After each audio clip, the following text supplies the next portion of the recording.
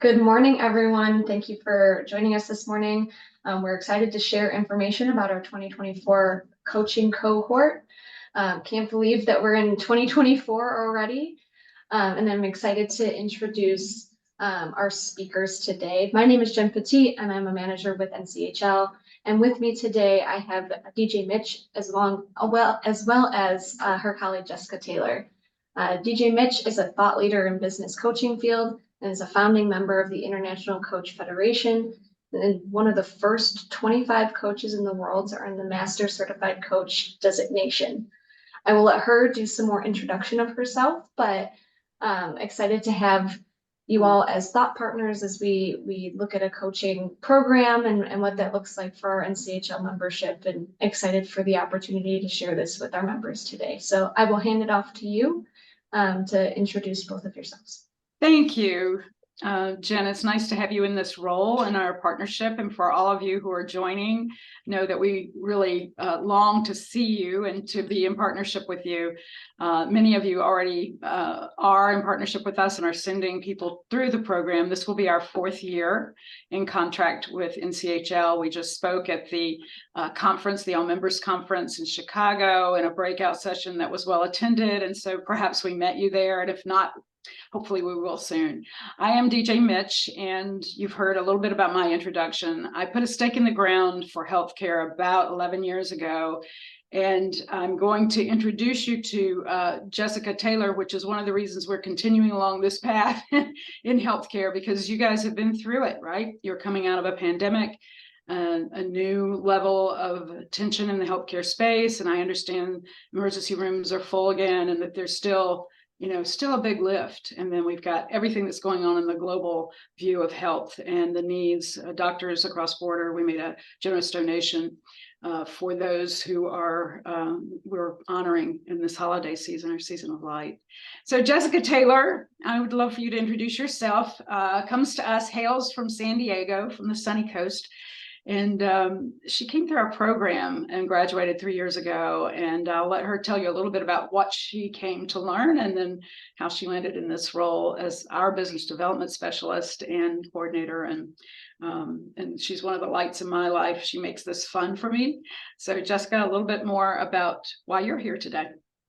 Yeah, good morning and good afternoon. It's so nice to be here with all of you. And yes, it's wonderful being part of this program together with DJ. And she said, I graduated with the program in 2021. And so, yeah, right at 3 years. It's amazing how time has flown. And as you can tell by my letters after my name, I come from healthcare administration background. And I spent 20 years in corporate working with a group called Western Healthcare Alliance that was shared services for hospitals and healthcare organizations.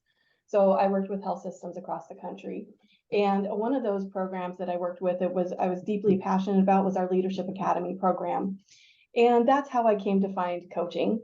And when I left and formed my own business in 2018, consulting was a big part of it. But I knew that consulting and telling people was one way of improving healthcare and making a difference in the healthcare world. But I knew there was a better way, and I came to find coaching, and I took a small little introductory course to coaching, and just was, I don't know, maybe like you, just found it to be fascinating and an exciting way, and it's really changing the conversation that we have with people.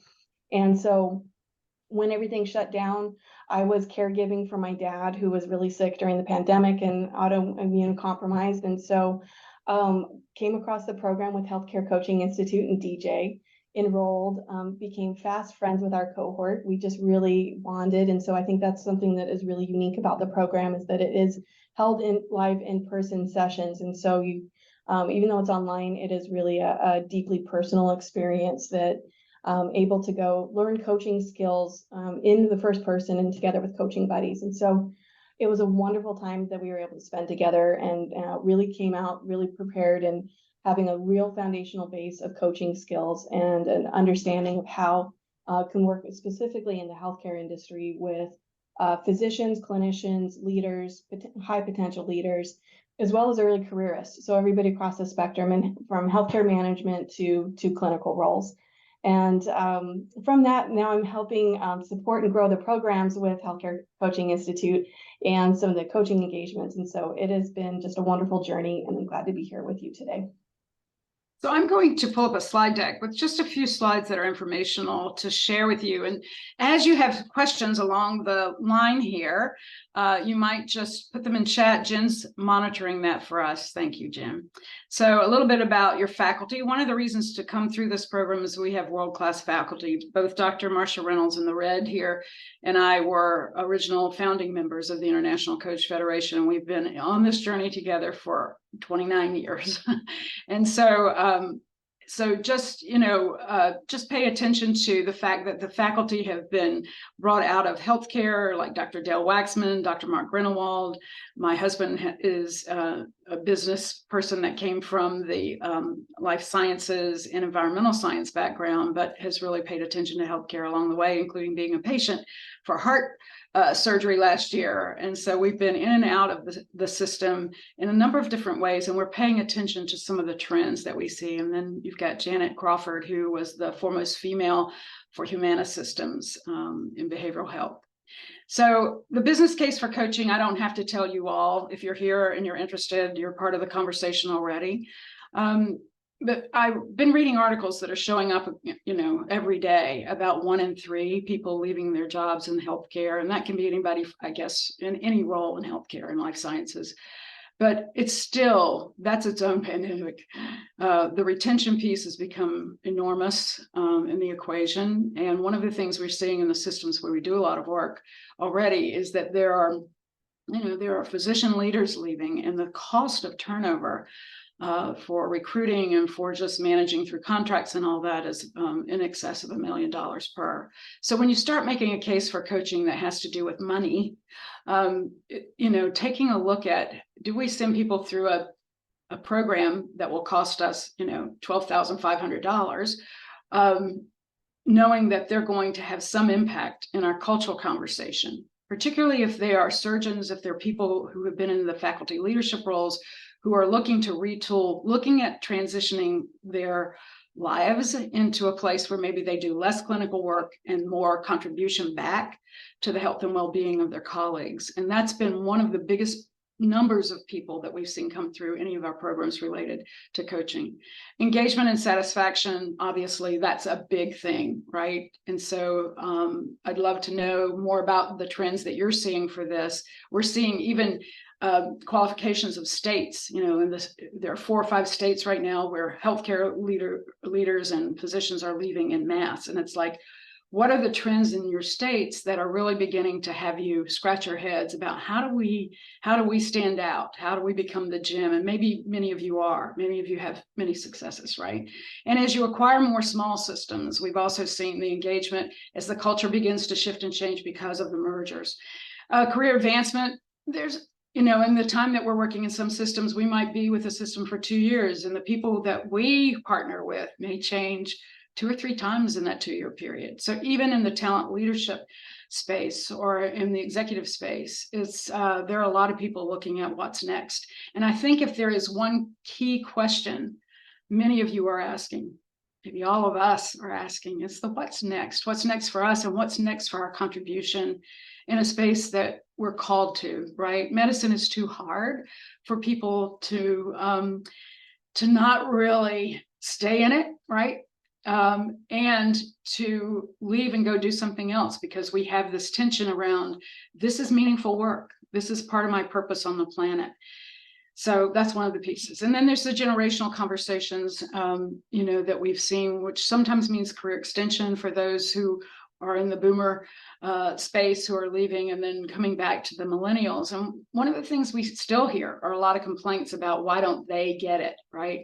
And so we live in a world where we look at the both and, we look at the one conversation in an organization, and where's the tension between not only the generations, but what are the needs? And what we find is when people find meaning in their work, when they are in more purposeful conversations, which we're basically engaging people in every day, they will stay the course. They will see the impact they're making, even if those around them don't see it yet.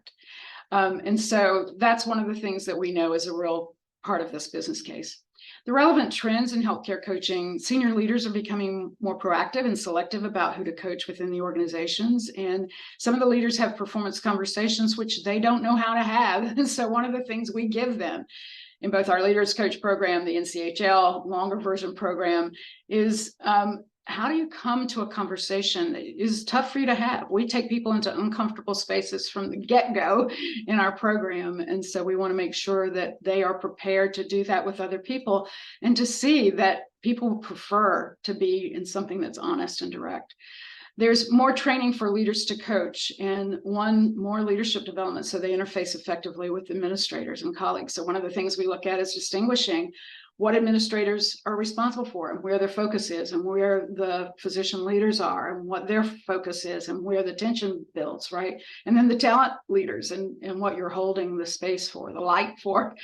More coaching for senior leaders where there's a sense of sadness or discontent. And I had to say there's one key word I've heard, particularly this year. Actually two, and they both start with DIS. One is they're dismayed and they're disheartened. And I would say even recently, brokenhearted. And that has a real impact on how people show up. And so how do you catch that and have people find their centers again? So coaching executives for innovation and planning, more groups and group peer support, and that's becoming very effective and sustainable, and a way of handing off for your culture builds.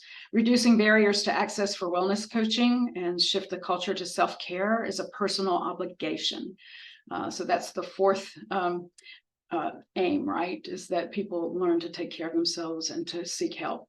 Senior providers and chairs need to shift from sacrifice, rescuing people, the lack of self-care, to modeling balance. Coaching requires quite a bit of confidence and courage to cut through this level of impression management that I've got it all together.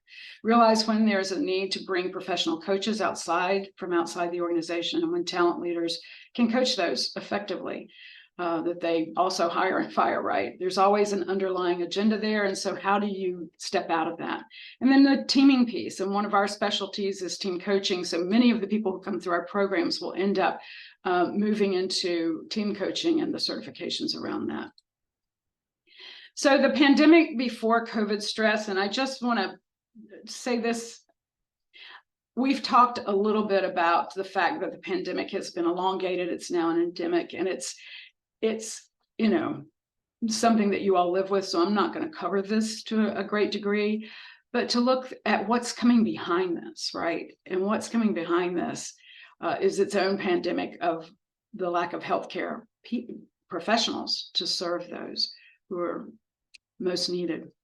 28% of the people in this Gallup survey of July of 2022 said that they experienced a lot of sadness at work, and 42% of the people said they experienced a lot of worry from the previous day. I'd love to know more about what you're seeing, right? So if you want to drop those into chat, are you still seeing this trend? And if so, how is that true for you? Because one of the things we want to do is make sure that we're partnering with you all to also take a deep breath and to look at what is needed in your system. And that brings us to the quiet quitting. And it's not so quiet anymore, right? If 1 in 3 people in healthcare are leaving, where do you go to get talent? What does it mean? The Great Resignation. So all of these trends that I've covered here frame and change the frame for coaching in healthcare. And HCI cohorts together are committed to changing the conversation and the cultures in these organizations. And we've had so much fun with the NCHL folks because they come with similar challenges and demands, and they really apply themselves. They leave having a deeper dive in coaching, and many of them are coming back for the professional level in our bridge to PCC. So coaching, the great disruptor, is the most effective tool that we've found for really lifting all the other programs that you have in engagement across the board. Some of our studies in large organizations have been around engagement, including one pharmaceutical company where there was a huge investment in working with 60 teams simultaneously and moving engagement from 60.4% to 91.4% in a year with an independent survey company. So one of the things that we've also learned to believe is that leadership that embraces coaching begins with a deep understanding, a deep listening, and a dialogue that starts with what can you imagine, to really have other people begin to come forward. We see them as whole, creative, and resourceful. And in a lot of places in medicine, we see them as people that need to be conforming around a certain construct. And so how do you also manage that tension? So what is coaching? The International Coach Federation defines coaching as partnering with others in a thought-provoking and creative process that inspires them to maximize their professional and personal potential, which is particularly important, right, in today's uncertain and complex environment.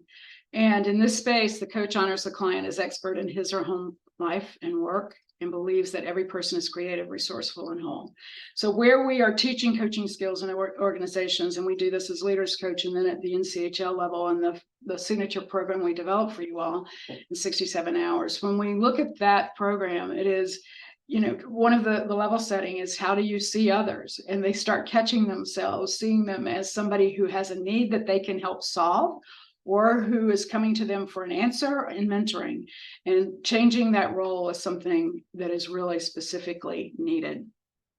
Our coach competency development model started with us really brainstorming 12 years ago and saying, what would we like to teach differently that is being taught now? And what would we have wanted to learn, and in what order?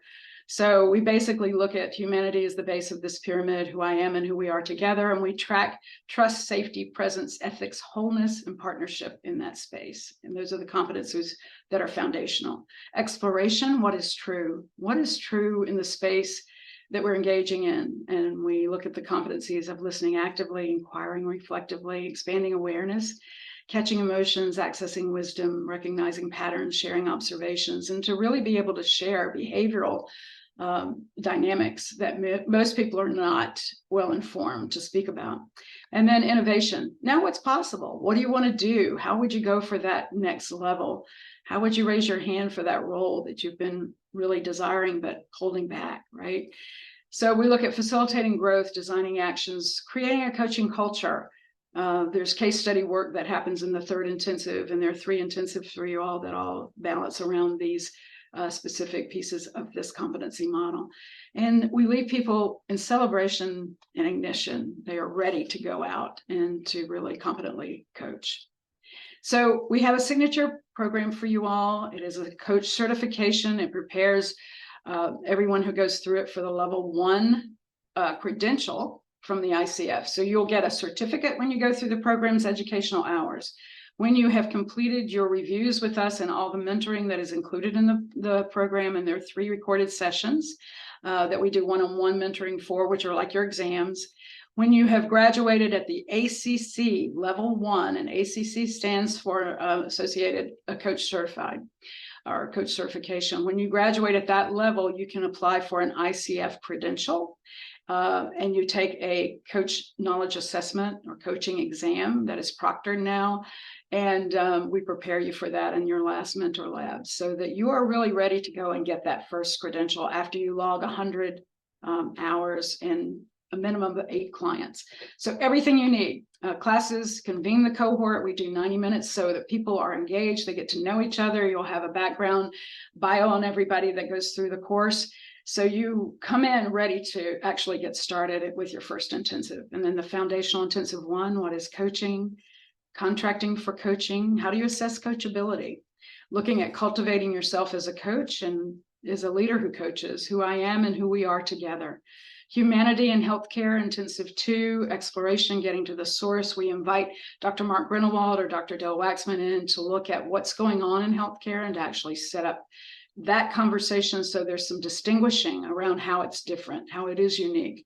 And as they will both say, coaching physician leaders and coaching physicians is the same as everybody else, and it's different. So we look at evoking awareness, emotions, and motivations. There's a mentor lab, client systems and patterns. We bring forward the Enneagram. It's something that is a passion of mine, and a study that we have done at a high level with all of our cohorts that really introduces people to some of their patterns of behavior and their highest and best contributions and their shadows. And then we move into the healthcare intensive, where we bring more of the dialogue online, creating a culture of coaching, the roadmap to agility and change readiness. And then all coaching is about change. And then there's a mentor lab 2, which prepares everybody for the coaching exam, and a full demonstration of working with the model.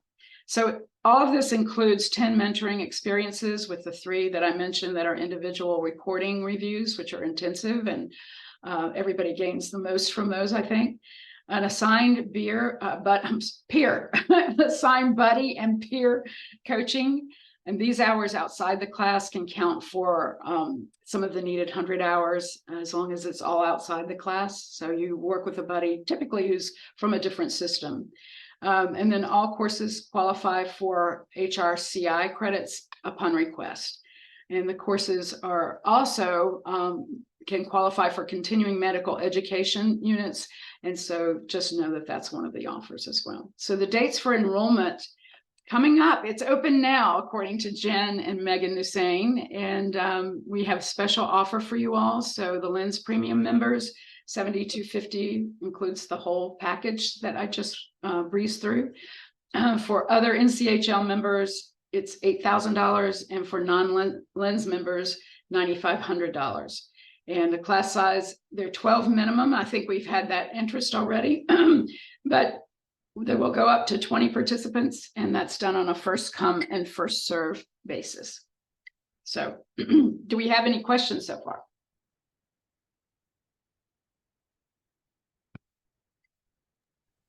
I don't see any questions right now, but I do want to add in the recording, we'll send the recording out of this today and include the interest form as well for those that are interested in signing up for the 2024 cohort. Okay, great. The enrollment closes March 27th. The pre-work will be sent before April 1st, and that includes, we're going to ask everybody to go through an online ICF based ethics course, because they've done such a fine job. We took that out of what we're teaching so we can focus on some of the other skills. So that's not a charge for you all, but you will want to do that as a pre-work. Student questionnaire for obtaining and onboarding the community building, just to get into the rhythm of who these people are that I'm going to be studying with. And it's been stellar. We always just leave amazed at the level of people who come, from emergency room surgeons to chairs of departments through this program. And this NCHL program, we had a CEO of a system in the last cohort. So coaching, learning to coach at different levels, having these people that you hold in high regard, if you're not a CEO or in the C-suite, sometimes to see and hear what they're really dealing with and the things that they're learning to do. And the vulnerability has been one of the most awe-inspiring things that we experience. So just know that the cohort is really an interesting part of this, a big reason to attend.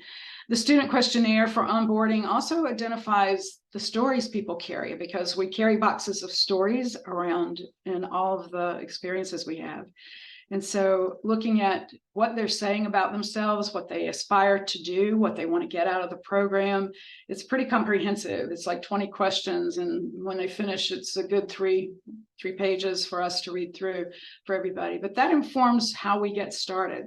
So we do adjust some of the things that we're doing based on who's in the room. And while the theory is the same and the direction of the exercises and all that is the same, it does inform how we show up, because we build a foundational agreement with everybody so that we create safety and trust, and how we're going to show up. And we coach. We don't just teach, we coach and bring people forward. So we have to get permission for that from the get-go. So the student questionnaire gives us a lot of that information. The Enneagram assessment is something that we pay for you. So you'll be given a key code to go get an assessment test, and everybody comes back interested in what my Enneagram says about me. And so we weave that through. We're not teaching the Enneagram, but we are using it as foundational for self-observation, particularly as we get into evoking awareness and facilitating growth, which are the 2 big competencies that kind of wrap up the listening foundation for coaching. And the other thing, Jen, that you all want is that the payment must be made in full prior to the start of the course. And anything else, Jessica, that you want to say about this before we turn it back over to Jen? I think I'd just like to open the floor if there's questions about being a part, from a perspective of being a participant in the program. I know that I had a number of questions before I joined up. Yeah. So any questions showing up? Or are we good? Our only questions were about how to register and some payment questions, but any other questions for the experts we have on today's call? Okay, I see. I can now see the chat room. So yeah. Oh, the start date. There's a question about the start date. Oh, yeah. The start date is May 1st, and the ICF certification roadmap is also available for you on that. So let me, I'm going to stop this share and pull up another one that will be just the schedule, if I can get that quickly. And the end date also. So yeah, Jackie, I think that's coming. Yeah. Hold, please. And in the meantime, yeah, Ernie asked a question, what was your biggest challenge and encounter? I think there's a couple different ways that I could answer that question. Wondering if the perspective is from, challenges as a student, as a coaching student, or from organization. Could you narrow it down just a little bit and know better how to answer that? And then Jen, Sheila's wondering if the slide deck is going to be sent out. That's up to DJ, if that's okay. Yes. And that Absolutely, yeah. As a resource in our follow-up email, absolutely. Great, yeah, Ernie. So from the perspective of a coaching student, what is the biggest challenge you encountered?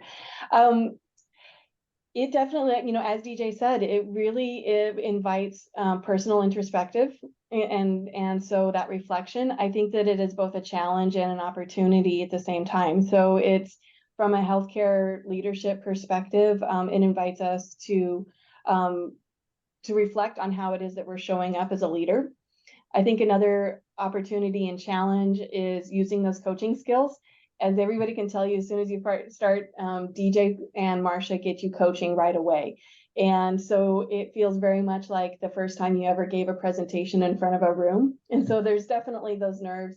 And after the first class, everybody starts to feel really comfortable with starting to coach. And so I think it's that first dive, jumping in yeah, I said it feels very much like giving a personal presentation for the first time. And I think then also, time commitment is also, the more you put into it, the more you get out of it, the more you practice coaching, the better coach you're going to become. And so being a committed and dedicated student towards the craft and the art of coaching is absolutely, you get out of it what you put into it. We're going to send you the schedule. We convene on May the 1st, and your first intensive is the week after. And then we end on September the 24th, but we'll send that out right away. I'm having trouble with technology pulling it up for you all to see, but the calendar is specific with your faculty. And we have a brochure that has all the information, including the pricing, that will be sent immediately after. So we'll make sure that you have that again, Jen, in case somebody has a request about that, right? So Jessica, I don't think you have controls to pull it up, but yeah, so it's not coming up for my screen, and sorry about that. If I share my screen right now, you're just going to see us on the Jackson River, the Snake River in Jackson Hole. Yeah, so sorry about that. All right, so Jen? Any other questions from anyone? I want to just make sure we have about 1 minute left. As I've mentioned, this is recorded, so we'll send this out along with the slides from today and any other resources that DJ and Jessica have for you. As always, if you have questions, you can reach out to lens@nchl.org. That's the inbox that you can contact one of our team members in order to get any other questions answered or anything like that. But appreciate everyone joining today. And looking forward to a great cohort in 2024. Yeah, I didn't say anything about the fact that there's also group coaching. You'll sign up for, I think it's at least 3 sessions, sometimes 4 sessions, depending on the cohort, where you're working in small groups with one of our master coaches. So, so that's part of your mentoring. So excited to see you all. I can't wait. And I can't believe 2024 is here. So join us. Join us. We'd love to have you. Thank you, DJ. Thank you, Jessica. Bye, everyone. Bye, everyone.